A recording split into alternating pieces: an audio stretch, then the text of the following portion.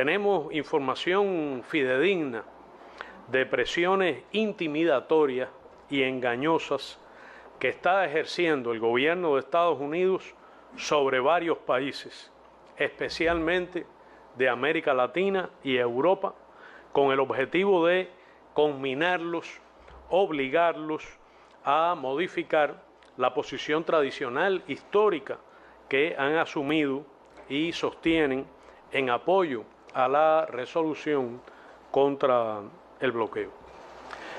El gobierno de Estados Unidos combina esta política de presión extrema, un despliegue extraordinario, totalmente inusual, quizá inédito en relación con este tema en todas las latitudes, con una campaña calumniosa, mendaz de intoxicación informativa, dirigida no solo a distorsionar la imagen de Cuba, sino a generar elementos de presión contra terceros países respecto precisamente a su postura con relación al bloqueo contra nuestra patria.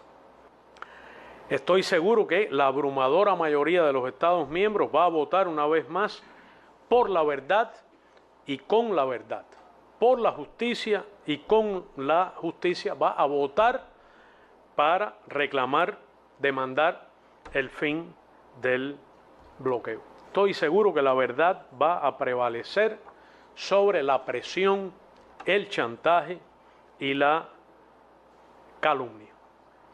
Estoy convencido de que el resultado va a ser la humanidad contra la política del gobierno de los Estados Unidos. La comunidad internacional, la poderosa Asamblea General de Naciones Unidas contra el bloqueo del gobierno de los Estados Unidos. Que el gobierno de Estados Unidos va a quedar aislado, si acaso con algunos lacayos, que va a ser una gran victoria de la Revolución Cubana, una victoria de Cuba, doblemente meritoria en las circunstancias difíciles en que transcurre la vida internacional. Muchas gracias.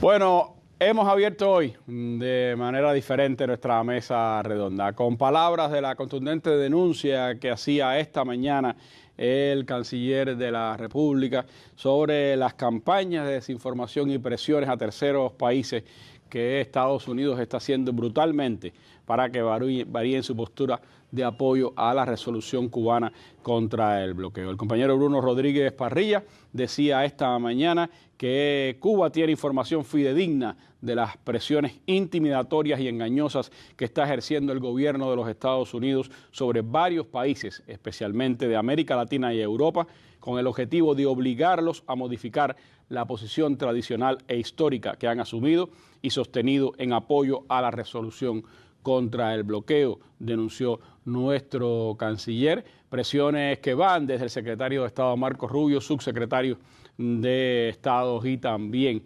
embajadores en diferentes capitales del mundo para intentar restarle votos a la resolución cubana con presiones y chantajes que son evidentes en una carta que ha circulado y que daba a conocer el embajador cubano esta mañana. Es parte, sin duda, del tema que vamos a abordar hoy en nuestra mesa redonda. Las amenazas imperiales a América Latina y el Caribe, dentro de las que está, por supuesto, este intento de chantaje contra la resolución cubana sobre el tema del bloqueo que será presentado los próximos 28 y 29 de octubre en la Asamblea General de Naciones Unidas. Pero no es lo único que está haciendo Marco Rubio y su equipo, la administración Trump, contra América Latina y el Caribe. Hay noticias y de eso estaremos hablando esta tarde en nuestra mesa redonda, que tengo el placer de compartir con mi colega y amiga, la doctora Ana Teresa Badía Valdés, periodista y profesora de nuestra Facultad de Comunicación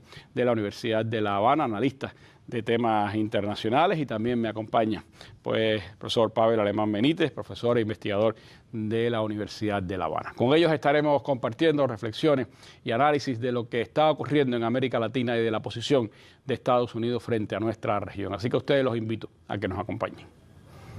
Hoy en la mesa redonda. Con este sería el 8º ataque a estas narcolanchas y de momento hay más preguntas que respuestas. En una democracia un gobierno está bajo control del pueblo, no de Trump. No es rey en Colombia, aquí no aceptamos reyes, punto. Podría enfrentar Javier Milei un posible juicio político por no cumplir con las leyes votadas por el Congreso de la Nación en contra del ajuste que el Poder Ejecutivo impone sobre sectores vulnerables como la salud, la ciencia y la educación. Hoy en la mesa redonda. Bueno, pero antes de entrar en el tema de esta tarde, quiero, por supuesto, informar a nuestro pueblo de un acontecimiento que estamos siguiendo minuto a minuto, y es que el Instituto de Meteorología ahora a las 6 de la tarde ha emitido su aviso de ciclón tropical número 4 sobre la tormenta tropical Melissa, de la que dice ha mostrado poco cambio sobre las aguas del Mar Caribe, moviéndose lentamente al oeste-noroeste a solo 4 kilómetros por hora.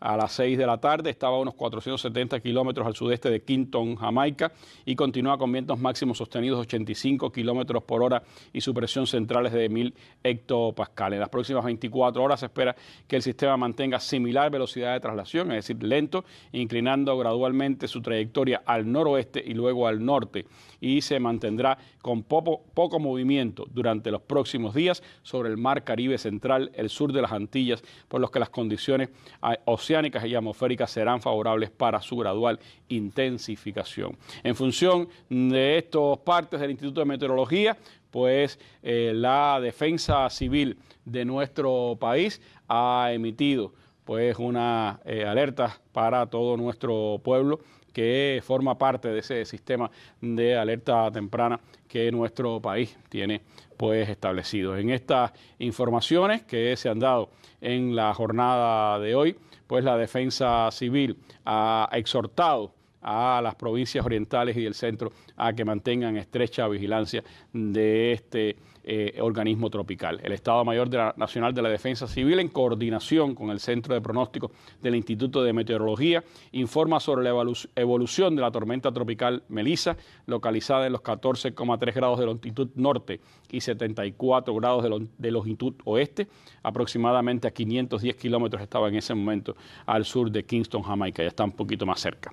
Se exhorta a las provincias orientales y centrales a mantener una estricta vigilancia sobre la trayectoria y evolución del fenómeno, garantizar la comunicación constante con la población a través de medios oficiales y redes sociales, utilizar canales alternativos para llegar a zonas de difícil acceso y coordinar el uso de drones y fortalecer el trabajo de los centros de gestión para la reducción de riesgo de desastre y sus puntos de alerta temprana. Son pues los elementos esenciales de este aviso del Estado Mayor Nacional de la Defensa Civil sobre la tormenta tropical Elisa hoy a las 4 de la tarde. Se señala sin dudas que el peligro fundamental está para la zona oriental y central de nuestra nación. Así que seguiremos las informaciones en nuestros espacios informativos de la televisión y la radio, y también en los medios digitales y de la prensa escrita, en un acontecimiento que sin duda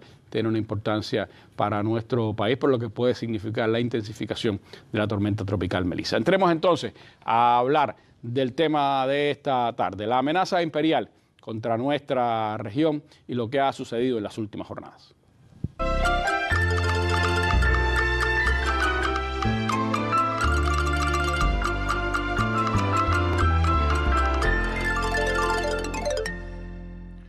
Bueno, y nuestra región está sobre todo signada en las noticias y en la realidad por la amplia presencia militar de Estados Unidos en la región.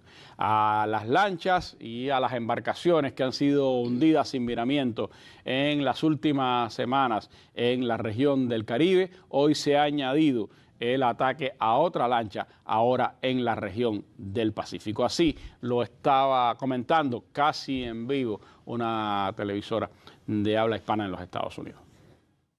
Ese sería el momento en el que destruyen esa narcolancha que al parecer iba circulando por aguas del Pacífico.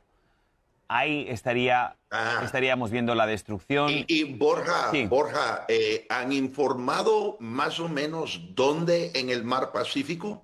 De momento no tenemos esa información, señor Philly. Vamos a ver si van pues soltando a cuentagotas este tipo de detalle. De pronto, esta es la información que nos está llegando y esta es la prueba gráfica. Pero yo me hago una pregunta, señor Philly. Llevamos ya, con este sería el 8º ataque a estas narcolanchas y de momento hay más preguntas que respuestas. De momento no sabemos tampoco quiénes son las personas que fallecen, cuáles son sus antecedentes criminales. No tenemos tampoco prueba o no han mostrado que estas barcas van cargadas con algún tipo de droga, de estupefacientes. No sabemos si recuperan parte de esa carga, qué hacen con esa carga. Y yo me pregunto, ¿es esto normal? Hombre, ahí está la pregunta de 1.000.000. Y es curioso que en el Pacífico ahora estamos viendo ataques. Yo creo, por mi análisis inicial, estoy viendo las imágenes aquí con ustedes, que en la última semana aquí en Washington ha habido muchas de esas preguntas que tú acabas de hacer hechas a la administración y no han tenido buenas contestaciones. Entonces, hay mucho escepticismo aquí en Washington, ciertamente entre demócratas, pero también entre republicanos que quieren saber la respuesta a esa pregunta. ¿Quiénes son? ¿Cómo saben? Y sobre todo, Borja, si estos ataques son legales. Acuérdate que la administración Trump se ha declarado en un conflicto armado no internacional con actores que no son estados. Eso es la base, la justificación legal para estos ataques. Pero hay muchos que dicen que los hechos no soportan esa justificación. Entonces yo creo que muchos que ya han especulado que el propósito de la flotilla en el Caribe es para cambio de régimen en Caracas. Creo que con el ataque hoy y las imágenes que obviamente el Pentágono ha soltado, el gobierno Trump está tratando de fortalecer, digamos, su justificación antinarcótica. Bueno, sin duda un análisis en vivo que hacía Univisión de estos acontecimientos y que nos muestran, por supuesto, cómo sigue habiendo más preguntas que respuestas en estos casos. Pero me gustaría hablar sobre estos hechos con nuestros panelistas. Ana Teresa, ¿qué significan estos ataques ahora extendidos al Pacífico y cuánto sigue poniendo en entredicho la estrategia de Washington para nuestra región? Muy buenas, Randy, un gusto estar contigo y muy buenas a toda la audiencia de la Mesa Redonda. Hoy se ha producido ahí un giro, pudiéramos llamarlo así, porque por primera vez se produce un ataque en el Pacífico. Cuando buscamos las informaciones, hay algunos medios de comunicación que dicen que el ataque ocurrió en aguas internacionales, sin embargo, fuentes colombianas están diciendo que ocurrió en aguas colombianas.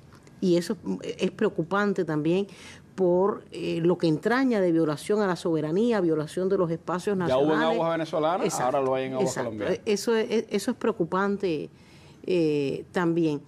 Porque, y lo otro que está muy asociado a este tema es hasta dónde se utiliza la información falsa, cuáles son los videos manipulados. Hemos visto un video, una lancha que tiene...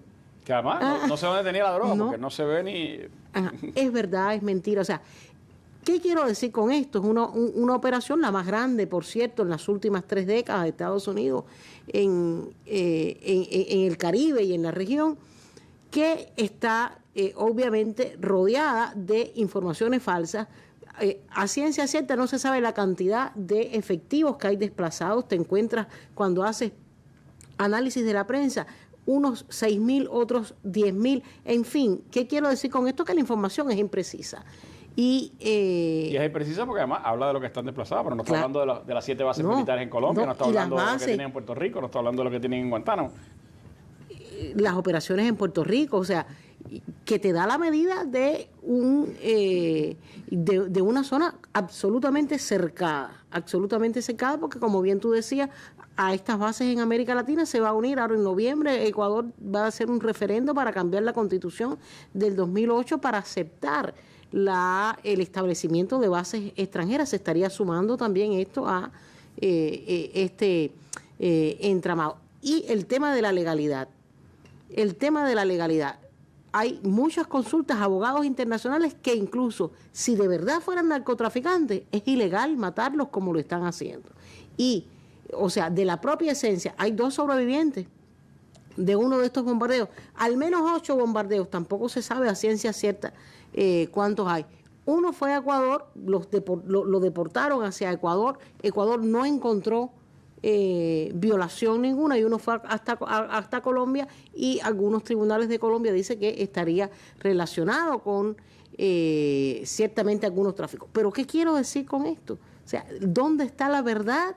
¿Dónde está la mentira? Y son las cartas que tenemos hasta el momento y las cartas que se hacen públicas. Incluso en uno de los casos, Colombia denunciaba, era un barco que estaba al pairo y que lo atacaron. Ese es otro de los casos, que incluso la familia, es otro de los bombardeos, la familia del supuestamente fallecido, porque todavía está en reclamo de lo que está pasando. Y hay una entrevista importantísima a un grupo de pescadores colombianos que publica la BBC desde Londres, por ejemplo, donde obviamente los trabajadores del mar en Colombia están muy preocupados por lo que está ocurriendo, y se están planteando incluso hasta el cambio de determinadas labores. Eso es violatorio hasta de los propios derechos de los colombianos. Reitero, estamos hablando de una situación extremadamente grave, no solo para Venezuela, no solo para Colombia,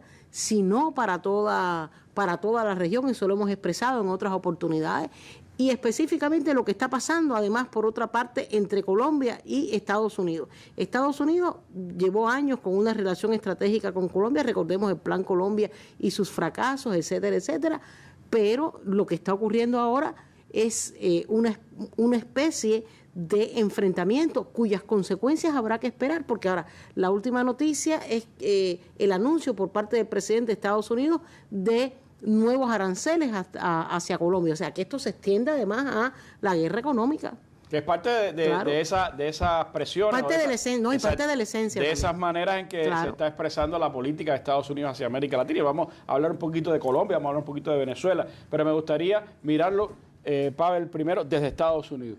¿Cómo se está viendo podemos decir, giro más brutal? Porque siempre ha habido una política imperial definida hacia América Latina, pero este giro más brutal de Estados Unidos con la presencia de sus cañoneras ya en nuestra región, y se hablaba ahí de cuestionamientos dentro del establishment norteamericano, tanto demócratas como republicanos, a la legalidad de lo que se está haciendo.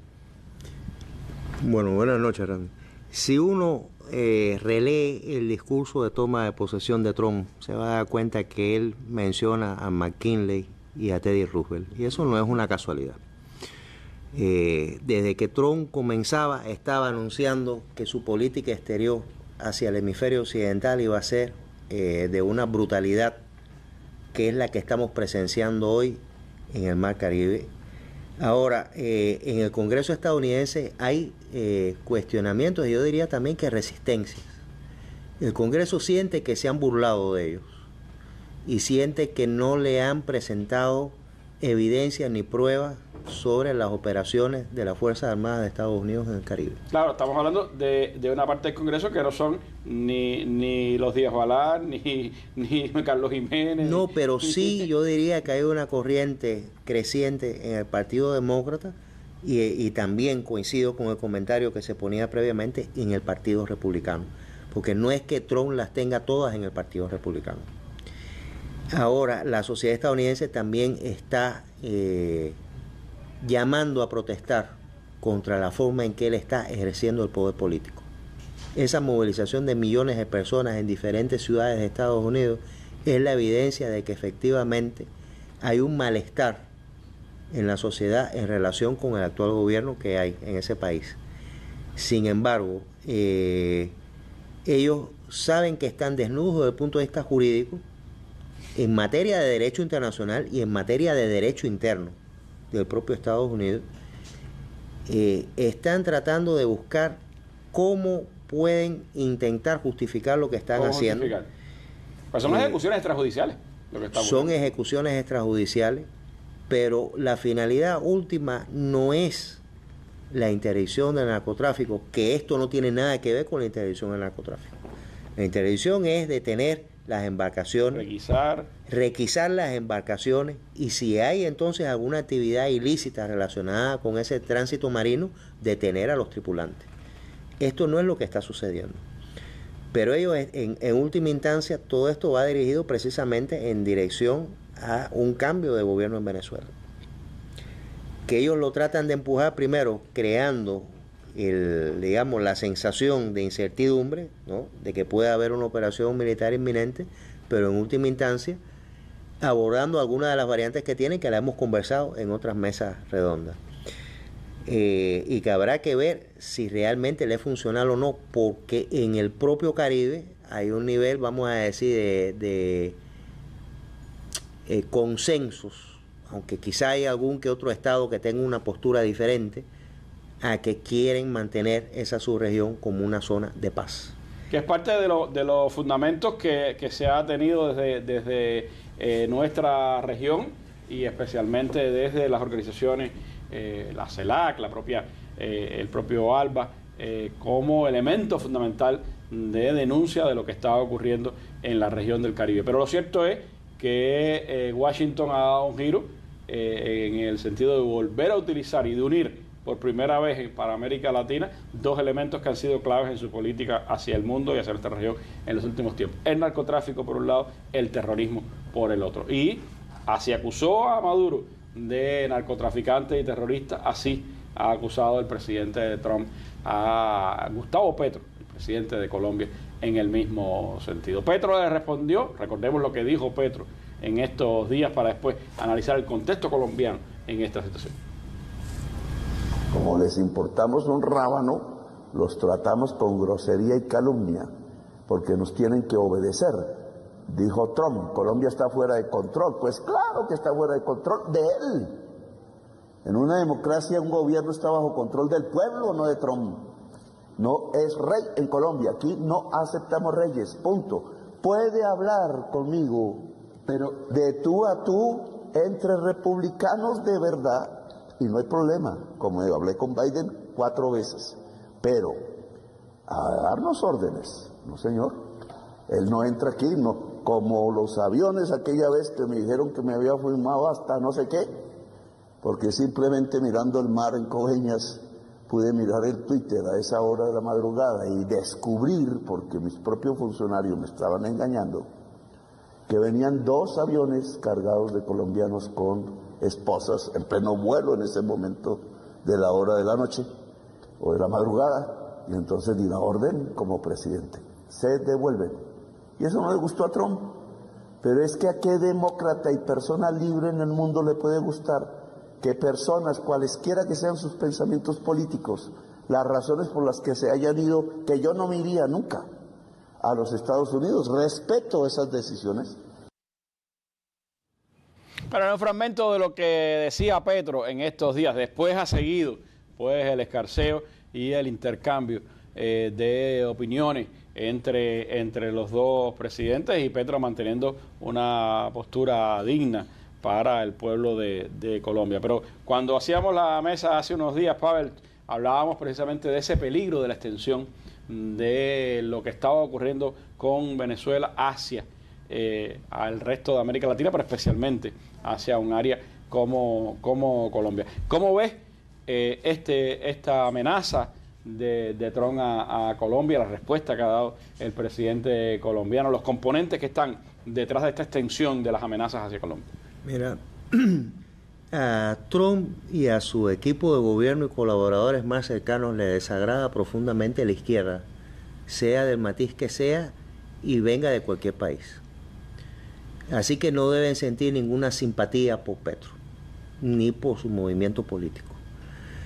Los problemas con Colombia y con el gobierno de Petro vienen precisamente desde el propio inicio del mandato de Trump, en el que él ha intentado ya inicialmente imponer aranceles a Colombia, igual que a otros países, ¿no? Es utilizar los aranceles para hacer una guerra económica y para subyugar a aquellos que se sientan atemorizados frente al comercio con Estados Unidos. Ahora, este no ha sido el único problema que han tenido con Colombia. Y no es el único problema interno de política en Estados Unidos que de alguna manera afecta o involucra a Colombia. En años anteriores, por ejemplo, la USAID ha tenido vamos a decir, un rol importante en el financiamiento de programas, sobre todo vinculados con las zonas rurales y vinculados también con la reinserción de combatientes que se han desmovilizado de diferentes grupos que han participado en el conflicto armado interno en Colombia. Y como conocemos, Trump, una de las primeras cosas que hizo cuando llegó al gobierno, y lo hizo a través de Marco Rubio, fue precisamente desarticular a la USAID. Institución que, con el caso particular de Cuba, no tiene, vamos a decir, que una historia muy agradable que digamos, pero que en otros lugares de este mundo desempeñó cierto papel. Así que ahora cuando Trump decide recortar los subsidios y los pagos a Colombia, bueno, sí, los recortará, pero es que ya lo había hecho antes con estas decisiones. Si decide ahora imponerles aranceles, bueno, pero es que ya antes había existido problemas con el tema de los aranceles a propósito del tema de los migrantes y del trato que estaban recibiendo los migrantes latinoamericanos, entre ellos colombianos. Que fue de los primeros países a los que envió. Exacto, de vuelta a los... pero que estaban siendo deportados en condiciones realmente inhumanas. Y a ese sentido fue que Petro creo que le llamó la atención, ¿no? Y luego se logró un acuerdo, porque creo que ambos países también tienen una relación estrecha, no solamente en términos económicos, sino en términos de seguridad. No. Que no es solo el Plan Colombia. Una buena parte de la información que han recibido los organismos de inteligencia y la DEA en estos años sobre el movimiento de las rutas del narcotráfico ha venido precisamente del Estado colombiano. Es decir, hay una relación de interdependencia, si se quiere decir bien. Bueno, de hecho, Iván Duque salió de inmediato a defender esa relación estrecha entre Colombia y Estados Unidos, y la lucha conjunta, la llamó él, contra el narcotráfico. En Colombia ha existido una doctrina dentro de su política exterior de hace mucho tiempo, que es respice polum, es decir, mira hacia el norte. Ha habido una oligarquía en Colombia que ha entendido desde muchos años que tienen que tener una relación especial y privilegiada con Estados Unidos. Pero esa doctrina no es la única que existe en la política exterior colombiana. Hay una que plantea tener una relación entre iguales con otros países que lo traten a uno a sí mismo como uno los trata a ellos. Es la doctrina de respice varia et similia. Es decir, Petro en todo caso ha reclamado que Colombia sea tratado con la misma dignidad que debe ser tratado cualquier otro Estado nacional, independientemente de si es una gran potencia o no, o si es un Estado poderoso en la economía global, o un Estado que es un contribuyente más, aunque de manera más modesta. No se puede olvidar de todas formas en este contexto ese elemento de la presencia de 7 bases militares norteamericanas en territorio colombiano. Recuerdo aquella reflexión de Fidel de 7 puñales en el corazón de América Latina, que hablaba precisamente de lo que significaban esas bases en territorio colombiano para la soberanía de ese país y del resto de la región. Y no por gusto hablábamos el otro día de que Venezuela, entre otras cosas, había tenido que mover recursos militares y soldados, no solo hacia el Caribe, hacia las costas en el Caribe, sino también hacia la frontera con Colombia, precisamente por el peligro de esa presencia de bases militares. Ahora, el hecho de que se extienda a Colombia esta amenaza, esta agresión, Ana, de todas formas, tiene también, o sea, un poco yo creo que latinoamericaniza más la respuesta que debiera dar esta región frente a las amenazas estadounidenses. Claro, y utiliza un punto, yo diría, hasta simbólico, que es esa propia frontera entre Venezuela y Colombia, que ha sido utilizada, por cierto, en contra de los gobiernos progresistas de Venezuela, desde la derecha colombiana, Iván desde Duque, la derecha, aquel show con Guaidó y todo lo demás. Desde la derecha colombiana, pero también desde la derecha internacional y desde la derecha estadounidense. Yo creo que, fíjate, el tema tiene que ver con el peligro que todo eso representa para la estabilidad y la paz de América Latina. Una América Latina que, como sabemos, está como parte de los procesos políticos que viven sus países, alejándose un tanto de gobiernos progresistas, de gobiernos de izquierda, para dar un giro también. Eso es otro elemento que hay que tener en cuenta. No se puede ver todo lo que está pasando, o sea, este despliegue militar, la existencia de las propias bases militares de Estados Unidos y el giro que está dando América Latina y el Caribe también. Creo que eso hay que tenerlo en cuenta en todo análisis que se haga sobre el tema. Estados Unidos busca puntos de apoyo en esos cambios que está viendo. Y ha aplicado muy bien una técnica de divide y vencerás. Ha aplicado muy bien la técnica del garrote y la zanahoria, ¿no? También. Con muchos países de América Latina y lo ha tratado de cambiar todo a partir de recompensas, a partir de digamos, destrabo con un país caribeño una determinada autorización para un determinado procesamiento de petróleo que estaba estancado, bueno, te lo cambio a partir, o sea, es una especie de cambalache, ¿verdad? Que político. Exacto, que ha estado funcionando y con el cual ha estado incluso chantajeando a políticos de América Latina y el Caribe. Yo quiero ponderar la actitud del presidente colombiano Gustavo Petro, que ha sido, para nadie es un secreto tampoco, que en un determinado momento hubo enfrentamientos y hubo ataques desde ese mismo Gustavo Petro hacia el gobierno venezolano, muchos de esos ataques bastante fuertes. Entonces, en tal sentido creo que hay un giro también en la postura de Petro hacia el apoyo a... Hay que recordar su discurso en Naciones Unidas ahora, que creo que fue clave también en todo lo que está pasando. Claro.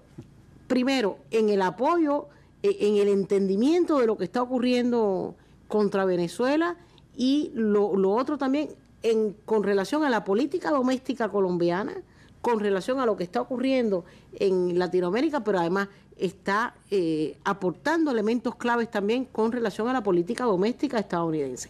Porque el tema de decir, en mi país mando yo y esto no es un país de reyes, hace sin duda la referencia a las manifestaciones del fin de semana último de millones de personas. De millones de personas, no solo en territorio estadounidense, sino también en varias ciudades del mundo y también en Colombia. También en Colombia hubo protestas para defender al gobierno colombiano, para enfrentar las políticas del gobierno de Estados Unidos y para protestar contra todo esto que está pasando con relación a los ataques y los bombardeos a estas embarcaciones, porque muchos de los pescadores, ya lo decíamos, ese es su medio de trabajo, ese es su modo de vida, ¿verdad? Y los líderes latinoamericanos que tienen una conciencia más clara y más aguda de lo que significa esa presencia militar, creo que han dado giros importantes. Giros importantes. Esta respuesta de Petro, claro, la que primero el discurso que dio en Naciones Unidas, que yo creo que fue una de las cosas mejores que pasó en Asamblea General. Muy claro, muy preciso. Pero también ahora todas estas valoraciones, y acaba de ocurrir recientemente también con Lula, que ha tenido diferencias con Venezuela, pero que en el Congreso del Partido Comunista, donde fue a muy importante hablar, la intervención de Lula, que, ¿cómo no? Que nadie podía venir a decirle a un país lo que tenía que hacer, y rechazó esas amenazas militares de Estados Unidos contra Venezuela. Venezuela, que está enfrentando de una manera, pues sin duda, sobre todo con base popular, estas amenazas de Estados Unidos, y sobre eso quiero que hablemos un poquito en la mesa redonda. Chiste mediante primero.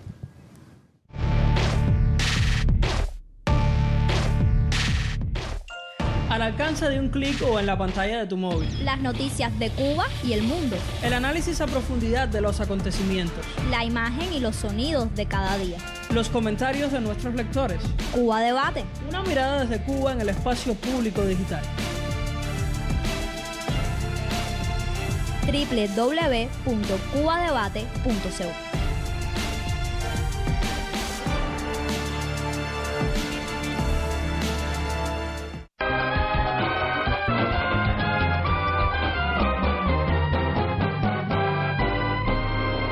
Atención, María Corina Machado hace el ridículo mundial. Después de asegurar muchas veces que conversó con el presidente Trump, tuve la oportunidad de conversar con él, hablar con el corazón en la mano. Trump aparece y dice que no tiene ni idea de quién es ella.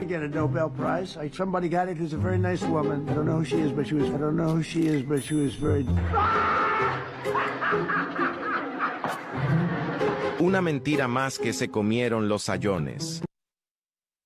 Bueno, un meme de las redes para un poco apuntar lo que está sucediendo en toda esta política. Trump, que la Casa Blanca ha salido de inmediato a decir que no estaba muy contento con el premio Nobel que le dieron a esta señora, pues después dejó escapar que era una señora agradable, pero que no sabía ni quién era, ¿no?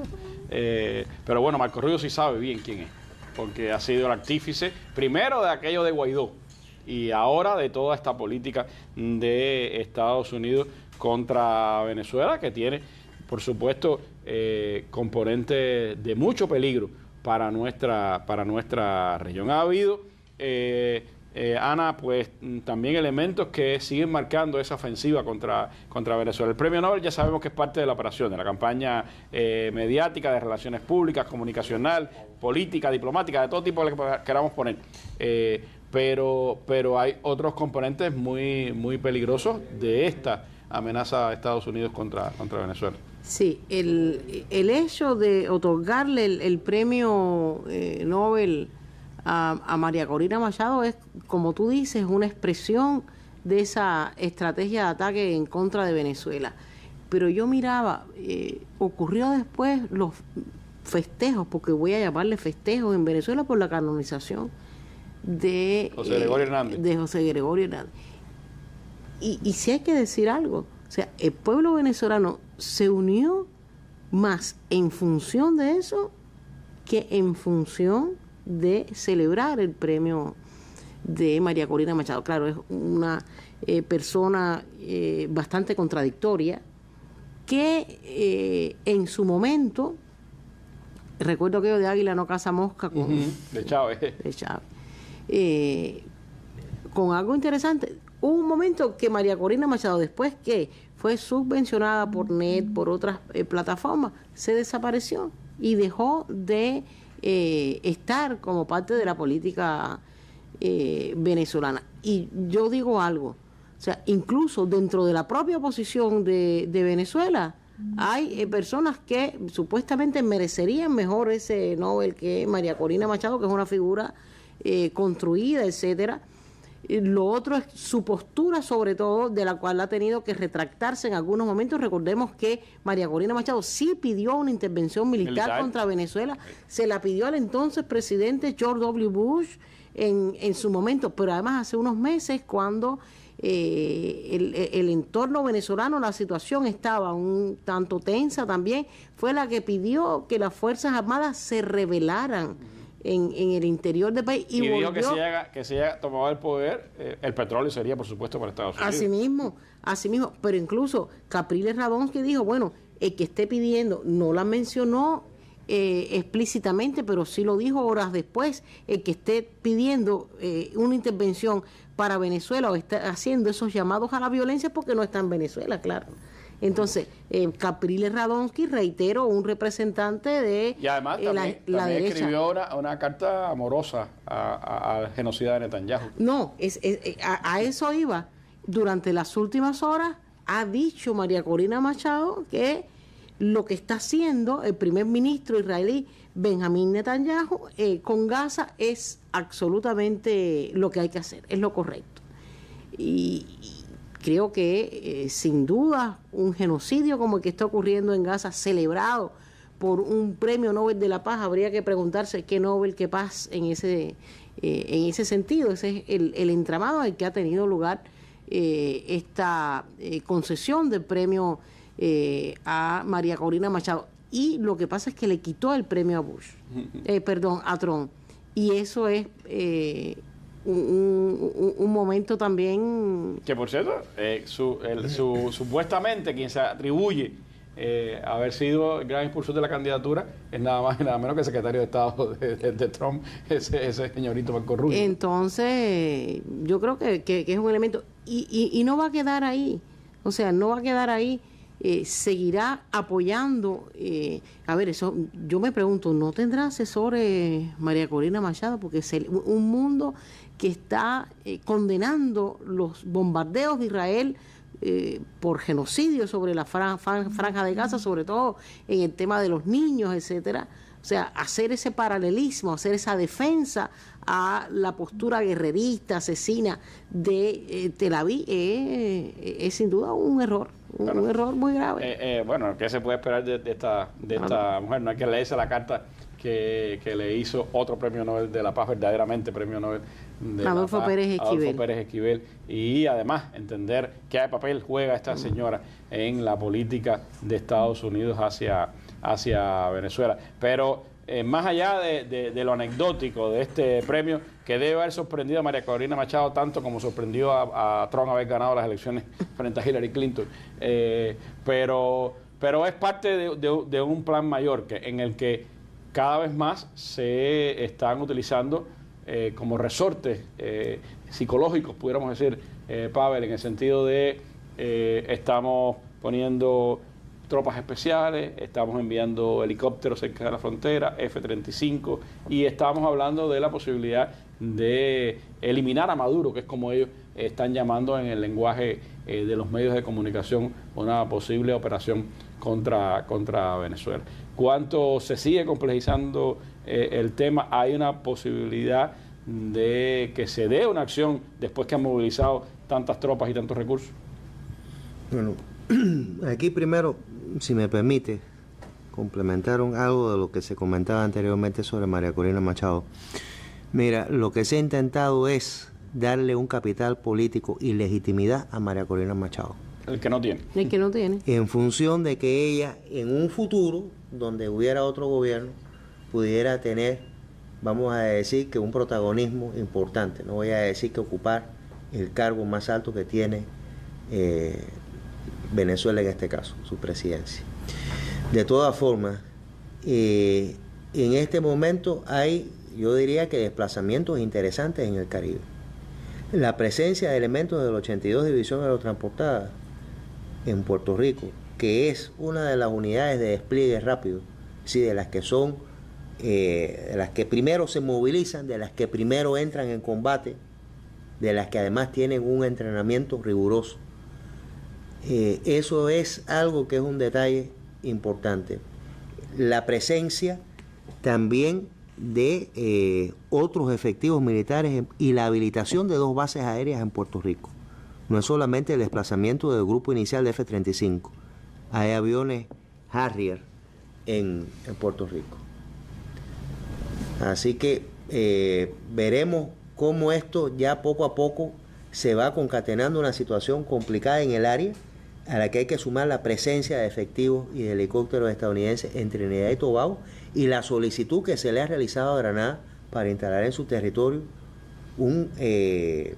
una antena satelital, un radar y un pequeño equipo de miembros del ejército estadounidense, que ha provocado además una tremenda discusión en la sociedad civil de Granada, con políticos e intelectuales pidiendo que eso no sea aceptado, porque claro, ellos recuerdan la invasión que hubo en su país.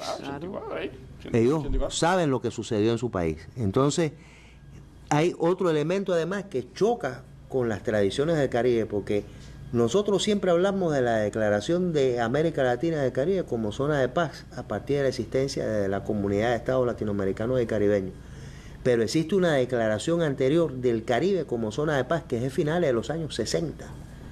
Que vamos a decir que es una declaración pionera en ese sentido.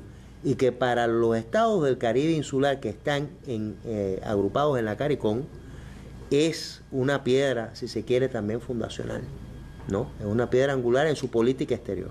Y es parte de lo que ha sido ese intento de dividir y vencer en la región. No se puede olvidar que la primera prácticamente gira de Marco Rubio fue Panamá, Caribe, y también, bueno, todo lo que han intentado hacer en materia de política, pues para intentar dividir a las naciones de nuestra región. Pero ha habido la respuesta, por supuesto, venezolana, y se sigue pues movilizando el pueblo, organizando a las milicias populares y dando respuestas concretas y la denuncia internacional. Recientemente estuvieron en La Habana un grupo de diputados venezolanos en el encuentro de revistas teóricas y también en el Festival Granma Rebelde, y participaron, por supuesto, en el acto que Solidaridad Cuba organizó con Venezuela, y allí entre los presentes estaba el doctor José Eduardo Romero, politólogo y diputado a la Asamblea Nacional,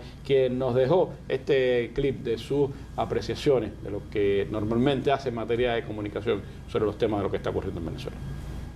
La otra historia, conmoción exterior, soberanía en la trinchera del Caribe. Hoy, desde esta trinchera sonora, vamos a reflexionar sobre el decreto de conmoción exterior firmado por el presidente Nicolás Maduro recientemente. No es un capricho, ni una exageración. Es una respuesta estratégica ante la amenaza real que representa el despliegue militar de Estados Unidos en agua del Caribe. La presencia de buques y submarinos norteamericanos bajo el disfraz de operaciones antinarcóticos es una provocación directa. No buscan combatir el tráfico, buscan cercar a Venezuela, intimidar, doblegar, y ante eso, el Estado venezolano activa sus mecanismos constitucionales de defensa. El artículo 338 de nuestra Carta Magna no es una letra muerta, es una herramienta viva para proteger la paz, la integridad territorial y la autodeterminación. Pero no se trata solo de leyes, se trata de dignidad. Maduro lo dijo claro: Venezuela jamás será humillada por ningún imperio. Y en esa frase resuena el eco de Bolívar, de Chávez, de cada miliciana con fusil en mano que defiende su barrio, su comuna, su historia, su territorio. Mientras tanto, desde la tribuna imperial, Donald Trump lanza amenazas envueltas en arrogancia. Se burla de nuestras mujeres combatientes, criminaliza al Estado venezolano y presume del poder destructivo de su ejército. Es el lenguaje del colonialismo, del posfascismo, del patriarcado, del desprecio por los pueblos libres. En contraste, desde Colombia, Gustavo Petro llama a la paz, denuncia la militarización del Caribe como un riesgo para toda América Latina. Aunque su postura no es plenamente bolivariana, se abre una rendija para el diálogo soberano. La conmoción exterior no es una declaración de guerra, es una convocatoria a la unidad nacional. Milicianos, comunas, Fuerza Armada, pueblo organizado, hombres y mujeres, todos somos parte de la defensa integral. Y en tiempos de cerco, la revolución bolivariana vuelve a sus raíces: pueblo, fusil y conciencia.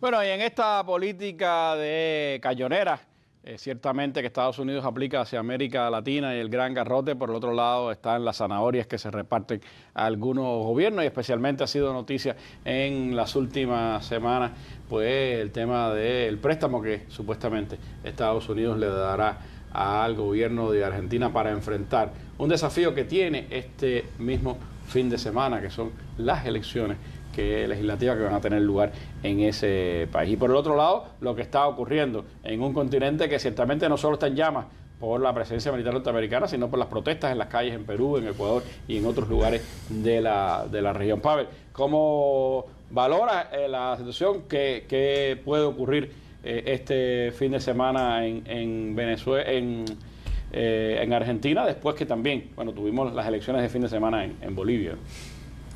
Tú hablabas del swap que Estados Unidos le ha extendido al gobierno de Milei para cambiar dólares por pesos. Y que Financial Times, por cierto, estaba, digamos, de alguna manera catalogando como un fracaso previsible. Hay que esperar a ver qué sucede. De todas maneras, entre las políticas económicas que ha tomado Milei, la forma en que la sociedad argentina, sobre todo los sectores de clase media y los sectores menos favorecidos económicamente, han sentido sobre su economía doméstica el ajuste a escala nacional. La manera en que han maltratado a instituciones públicas argentinas que tienen no solamente una función, sino también una historia y le han prestado un servicio a ese país por décadas. Y ningún gobierno se había intentado meter con ella, por cierto. Estoy hablando desde las universidades hasta los centros de investigaciones, pasando por aquellos que están asociados a la producción del arte o de la cultura en el sentido de sus manifestaciones artísticas. Es decir, Milei no se ha ganado muchos amigos que digamos dentro de la Argentina, incluso dentro de gente que confiando quizás en que podía venir un cambio diferente, confió y votó por él. Y hoy en día le están retirando su apoyo. Muchos jóvenes, por ejemplo, están ahora manifestando en las propias redes un rechazo cuando en su primer voto como jóvenes lo hicieron por Milei y sus campañas en TikTok y todo aquello que movió. Ahora, eso en el legislativo tiene un costo en las elecciones. Ya tuvimos hace un tiempo atrás las elecciones en Buenos Aires y salió mal parado La Libertad Avanza y salió mal parado Milei. Ahora en esta legislativa veremos qué sucede. El ministro de Economía de Milei, Caputo, está muy confiado. Hoy acaba de renunciar el canciller, por cierto, de Argentina. Sí, pero qué interesante que renuncia justo antes de la reunión en Naciones Unidas para ver lo del tema del bloqueo. Acuérdate que la el anterior, año pasado le costó a la... Tuvo que dimitir. A la anterior. Claro. Entonces, te decía, realmente en este momento tiene una situación muy complicada Milei, sobre todo pensando en el futuro, en las próximas elecciones presidenciales en la Argentina. Si las cosas siguen como van, es altamente probable que haya un renacer de justicialismo, de alguna de las corrientes justicialistas, quizás más allegada al kirchnerismo, y eso podría implicar otra vuelta de página en la historia política argentina. De todas formas, Trump dijo que daba el swap, pero que era solo para que Milei ganara. Si llega otro gobierno le retira el apoyo. Lo demás será pues marcha atrás en ese camino. Y señalabas ahorita, Ana, que hay cierto intento estadounidense, por supuesto, de utilizar ese retroceso en algunas partes de nuestra región hacia las políticas más ultraliberales como Milei o más neoliberales como lo que está pasando en Perú, en Ecuador, donde la situación ahora no está nada favorable a esos gobiernos. Hay muchas tensiones también en esa parte del continente. Yo creo que, incluso en la propia Argentina, lo decía Pavel, o sea, Milei está perdiendo un gran número de seguidores. Milei que ha tenido hasta que cantar para ver si... un concierto, sí. Y en Ecuador, intensas protestas a propósito de la retirada de determinadas subvenciones a productos, tema combustible. Hace escasos minutos los indígenas han anunciado que van a levantar el paro porque han militarizado aún más la región de Ibambura, donde tenía lugar esencialmente estas protestas. Lo más preocupante además que está pasando en Ecuador en el contexto de todos estos acontecimientos es el referendo del próximo noviembre, donde estarán votando por la eliminación de la referencia constitucional de la prohibición de bases extranjeras en territorio nacional. Todo parece indicar, porque ya el Congreso incluso autorizó en su momento la posibilidad de despliegue de fuerzas internacionales, que se estaría retomando la presencia estadounidense en la base de Manta, y eso obviamente se suma a lo que estaría pasando en América Latina. El tema de Perú, estado de excepción hoy en Lima y en Callao. Exacto, estado de excepción, porque una inestabilidad política desde los últimos años. No es un secreto que desde que sacaron del poder al expresidente Pedro Castillo, Perú no ha encontrado la estabilidad política. La última estrategia fue la aplicada por la interina Dina Boluarte, que finalmente fue sacada del poder, y hay una designación de un nuevo presidente interino. Pero hay protestas en Perú muy fuertes, las protestas por fines políticos, económicos, en fin, por esa propia inestabilidad. Es lo que está ocurriendo. Y bueno, se suma el caso de Bolivia, donde Rodrigo Paz, de la centroderecha, ha obtenido la presidencia de ese país por primera vez en 20 años. No hubo un representante consolidado del movimiento al socialismo, el movimiento fundado por el expresidente Evo Morales.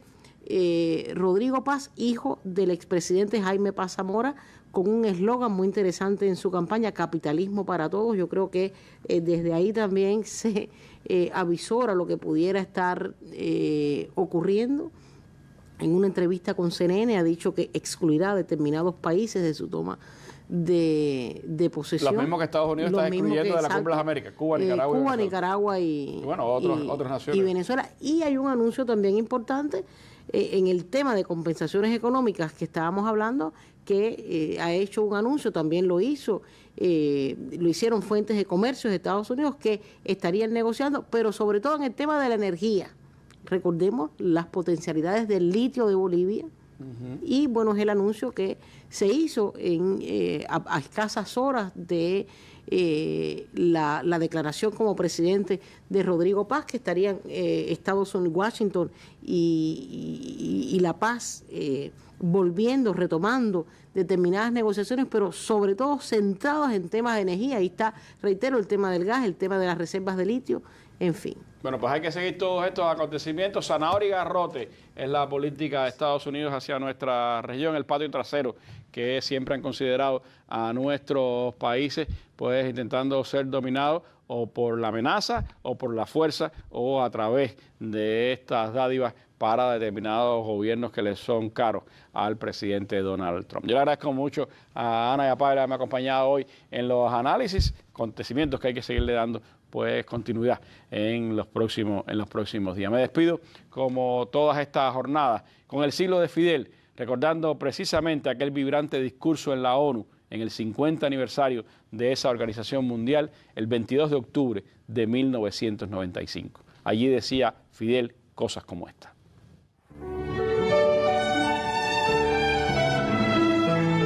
Queremos un mundo sin hegemonismos, sin armas nucleares, sin intervencionismos, sin racismo, sin odios nacionales ni religiosos, sin ultrajes a la soberanía de ningún país, con respeto a la independencia y a la libre determinación de los pueblos, sin modelos universales que no consideran para nada las tradiciones y la cultura de todos los componentes de la humanidad, sin crueles bloqueos que matan a hombres, mujeres y niños, jóvenes y ancianos, como bombas atómicas silenciosas. Queremos un mundo de paz, justicia y dignidad, en el que todos, sin excepción alguna, tengan derecho al bienestar y a la vida. Muchas gracias.